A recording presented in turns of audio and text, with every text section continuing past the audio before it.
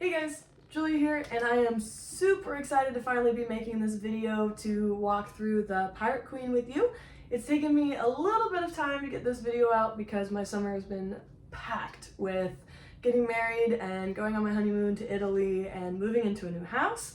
I've been a little busy, so I'm super excited to finally find time to do this summer and show my piece to you guys. If you're looking for the recording of my piece, which is beautifully done by TUX People's Music, they've been awesome and amazing, and everything they do is wonderful. You can find it at my website, jgrmuse.weebly.com, or you can find it at the TUX People website as well. So let's dive in. I can't wait to show it to you, and here we go. So the story behind this piece is kind of a fun one. I kind of set a bad precedent for myself. Not bad, it's good. I had written Sagittarius A-star for a previous group, and I had just told the kids that when they get in 8th grade, I would probably write a piece for them too. But that year had just been really busy. We had lots of concerts and lots of music to learn, and I just didn't really have a lot of time outside of working to write a piece. So usually it takes me a good 3 or 4 months to get a piece somewhere I feel confident putting it in front of my kids for them to try it. But we were in April and our school year ends in June and we have a final Pops concert. We were in April and my kids looked at me and like, Miss Richards, where's our piece? And I was like, what do you mean? I didn't even think they remembered me saying that I would write a piece for them. And they were like, don't we get a piece at the end of the year? And I was like, yes, of course you do. And I had not started it yet. So this was a bit of a challenge for me, a fun exercise to kind of speed up the rate at which I write and, just kind of forcing myself to make some creative decisions instead of taking longer to think over them.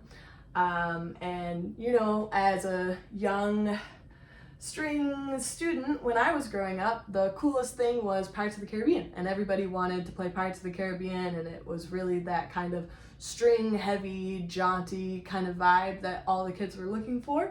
But not to make myself feel old, now that I pull Pirates of the Caribbean music out for my kids, they're like, is this from that old movie? And I was like, old movie? Oh my gosh, Pirates of the Caribbean is the best. They didn't even know the songs. They didn't recognize the tunes. So I was really kind of taken aback by that. So it challenged me to write something new for them in that style that I liked playing as a younger student, but with my own flair. So the Pirate Queen, because I feel like a lot of the pirate songs are kind of male dominated out there. So I'm like, why not give the Pirate Queen a chance to shine? So I wrote this rather quickly, and it's also kind of short because we were towards the end of the year and my kids, I had thrown a lot of music at them for this final concert, but I knew they wanted something new. So I wrote this, so it's kind of short and sweet. It's it's right at 2 minutes. So if you're looking for a piece that is kind of a good placeholder for a concert, maybe you're debating whether or not to give your kids another piece. You got a lot of music to learn, but they're also starting to understand that music and maybe getting a little bored with it. This one is something that you could probably put together a little quicker.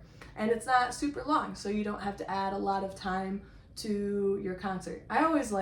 Sometimes I go too long programming and all the pieces that I pick are super long. It's nice to have something that's short and fun and high energy and is really attainable for the kids, because sometimes they can get a little bit discouraged when especially in late middle school, when pieces are really long and they're having to come up with that stamina that maybe isn't there yet.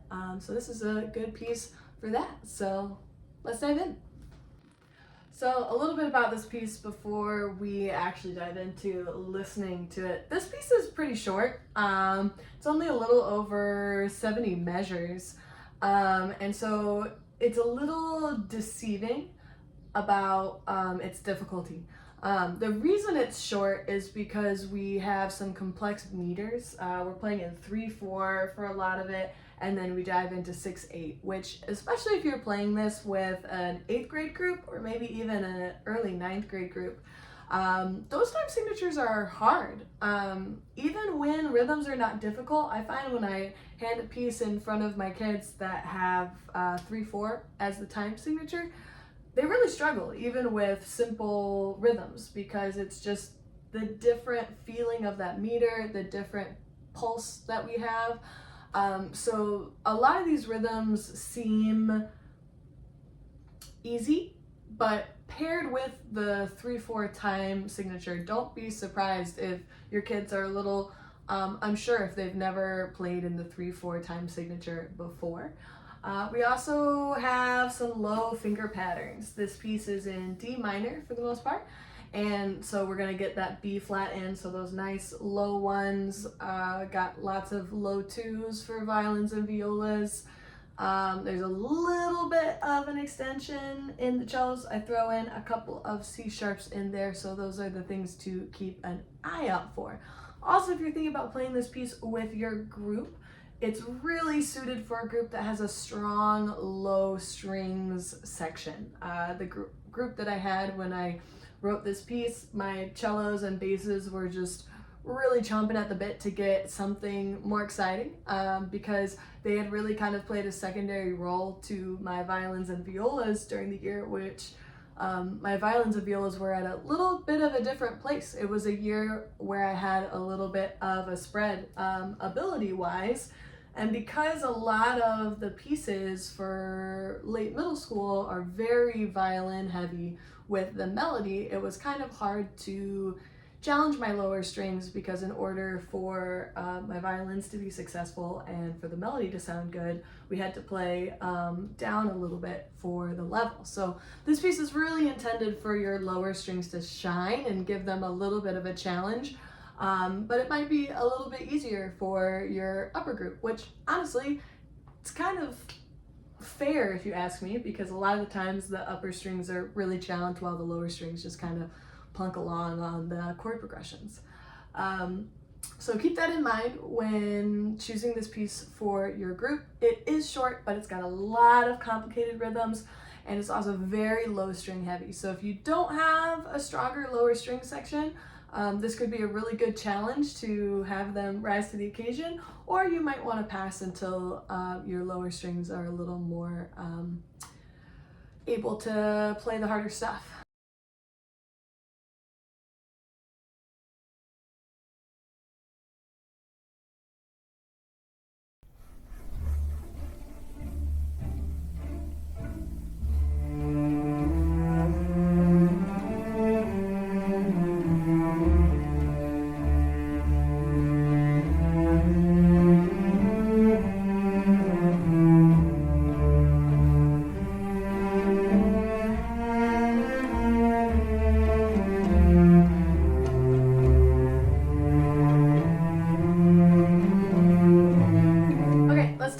This first section of the piece. Hopefully you could hear it okay.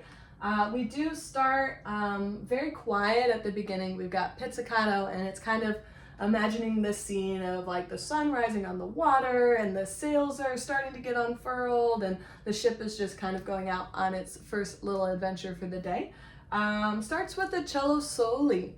I really, again, like I already said, I had a really good cello group and I just wanted to hear them play. They were great that year, so I wanted to give them a fun little melody. It's in 3/4, but honestly when I wrote it, I was hearing it more in 2. So if you're going da da da da da da da da da, which we get into later in the piece, we kind of truncate it, plays a little faster, and it feels more like in 2, but even in the slower 3/4 section, if you're really trying to get your kids to feel this rhythm, because it's unusual, especially for kids kind of in that late middle school age, if we're really trying to feel the back and forth of the waves in this motion. Da da da da da da da da da. And so I did this in my class a few times, I actually have them moving their bodies or even standing and singing this rhythm more than counting it. I know that's bad. Sometimes I get into that with my kids and they're like, how do we count this? And I was like, well, let's just feel it first and then figure out the counting later. Because if they have a sense of it in their body, sometimes it's easier mentally to go through and put the counting in after we already know how the rhythm goes. So if you want to teach them to this kind of by rote with the rhythm first, it might be a good idea. Because the dotted quarters and the 3/4 time signature could cause a bit of a problem for some kids. So I always lean into just the feeling and the motion and the sense of kind of the pulse of this part at the beginning. And then when we really feel this back and forth, they can kind of settle into how those kind of pickup notes almost belong to the next measure. Da da da da da da da da da. And so it's leaning into those heavy downbeats. You don't really get the 1 3 1 3 of a 4/4. It's more of just a 1 1. So really leaning into that with your kids. It's probably a good idea for this section. Again, we've got a little bit of a low 1 there. The cello is really getting into that minor hand position. Everybody else is pizzicatoing their way. Gotta love a good pizzicato accompaniment. So let's go on to the next section.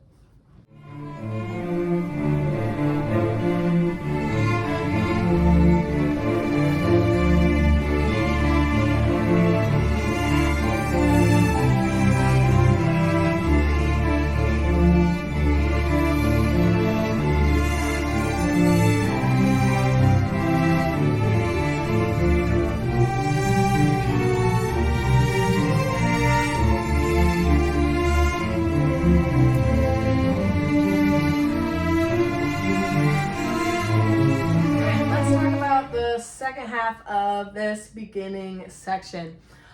So right around measure 17, love measure 17, we get a little ritardanzo. You can be as exaggerative, is that a word? I don't know. You can exaggerate this as much as you'd like. Depending on your group, you could do a real big slowdown, or it could just be kind of a slight pullback, up to you. But it really kind of leans into a little bit more of a difficult section. We finally get to arco with the upper strings.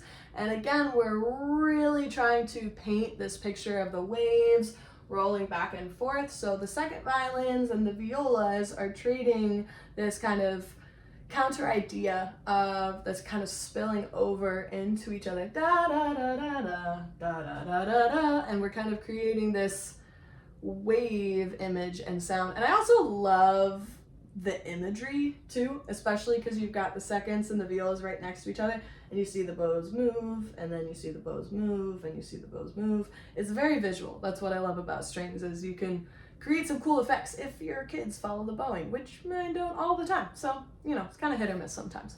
And then the cellos, they go from having the melody, but their accompaniment here, it is kind of tricky. There's a lot of string crossings. Luckily, my kids were really just all over it and were able to play it right away, so I didn't have to spend a whole lot of time on this, but really focusing on that shoulder and elbow movement for the cellos, especially leaning down into the lower strings and back up and keeping that straight bow.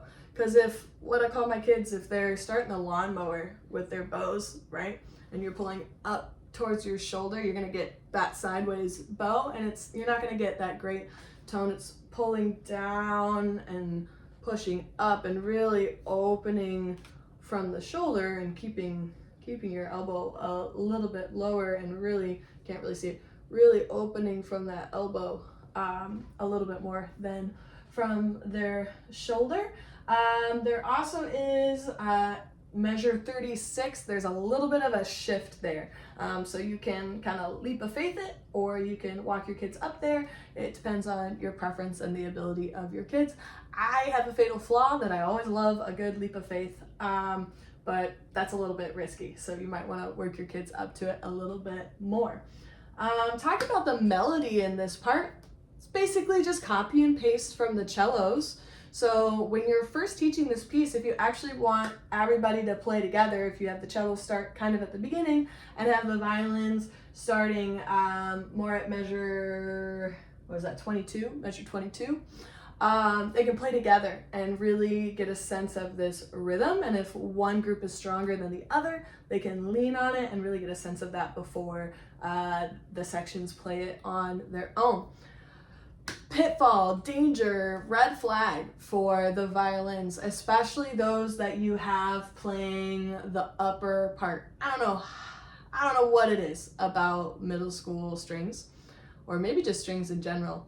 The idea of low 1 and low 2 on the E string is just the worst. And I wrote it, so it's my own fault that I had to keep reminding my kids about this.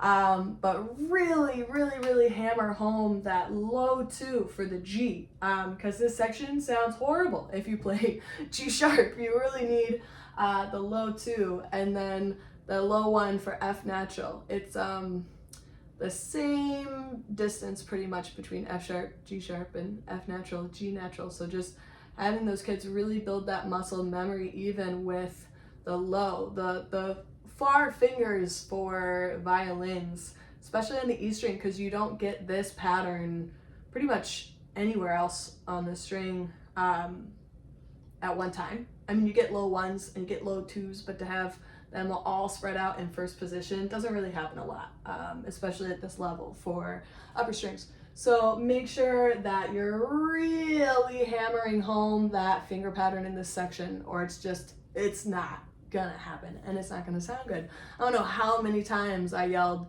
low 2 at my violins just while we're playing. I'm like, you guys, have them highlight it, have them circle it. It doesn't say low 2, so that might be a good thing to go in with your group and just put a little L2 there over all of the G's so that they're successful and it's not a surprise. Yeah, and then another little surprise, C sharp at 36. So keep an eye out for that extension for the cellos, and then that high 3 for the violas and the second violins. That high 3 is a hard one to get in tune, so really work on that. Some people like to do low 4 on those C sharps just because it's a little bit more accurate sometimes with the lower groups. I'm not a fan of that personally because I don't like doing that in my own playing as a violinist, so it's hard for me to teach that to the kids because sometimes I do it just because you got to get that C sharp in tune, but I really do like stressing the high 3. And then finally, the first violins get a high 2 there at 36, so keep that in mind. So before I hit play on the next section, let's talk about this time change a little bit. So we're changing from 3/4 to 6/8, but honestly in my brain, I'm not sure if I did the math right. The pulse of the song is going to stay the same, even though the melody is kind of being played almost 2 times as fast. So if we go to the beginning, we're going da da da da da da da, and here's your pulse. Here's your quarter note.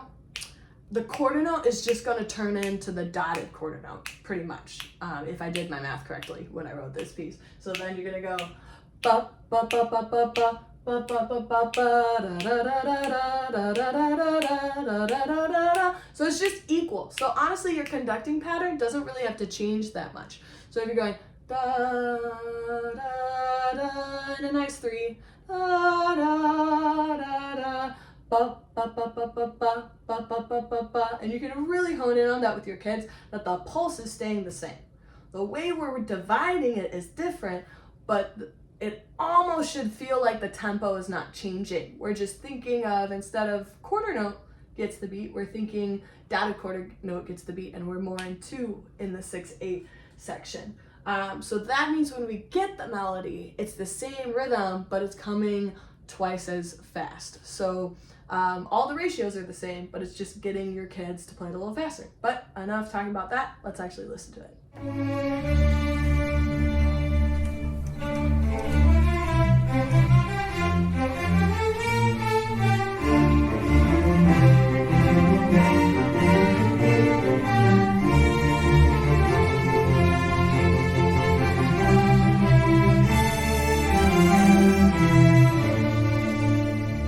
Let's talk about this for a second. I know this was a really short section, but at 55, we're kind of going back to that original theme, but now in the 6/8.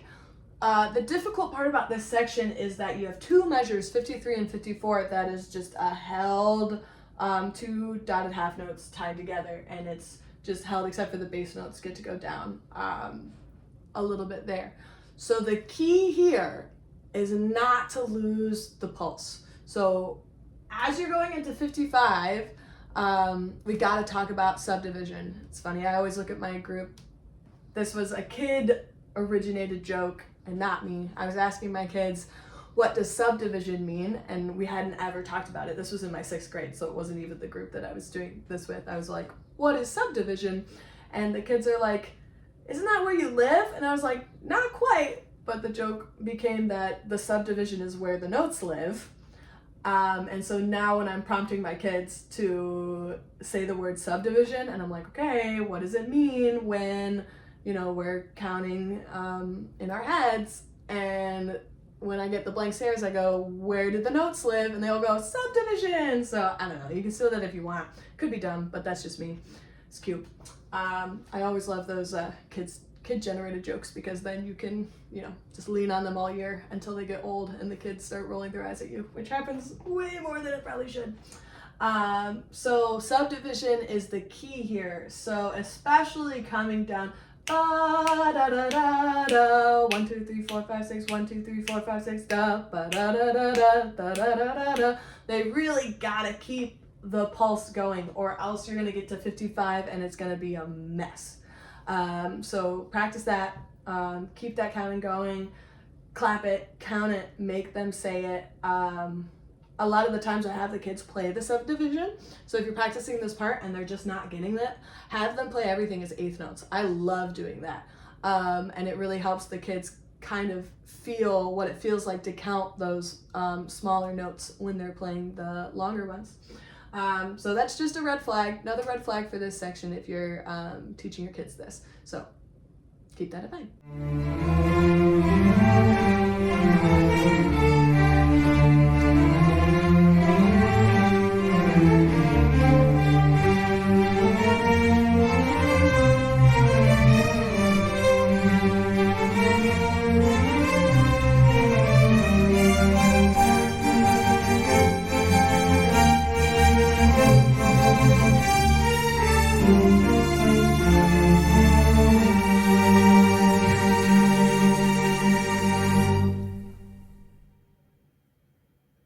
So let's talk about this final section, starting at 55. So 55 is where we get into a little bit of a hemiola section, this 3 against 2 idea, because I am taking the original theme, which was originally in 3/4 at the beginning, da da da da da da, very much in 3, and then I'm putting it over the 6/8 theme, the faster theme from the middle section, da ba da da da da da da da da da da da da da. It's very much in 2. So I'm taking both of these and putting them together. So basically, the kids have got to put their blinders on and not listen to each other and really feel strong in their rhythm. So if you look at the cello part, this time because we're in 6/8, the half note is written as a dotted quarter tied to an 8th note. But if you show them and write it out the other way, it's literally the exact same rhythm, even though it looks a little bit different. So now we're in 2, da da da da da da, but we're going da da da da da da da da da da da da. So they're gonna think more in 1. So if you have the cellos switch, we're going ba ba da da da da da da da da da da da da da da. If you go da da da da da da da da da da da.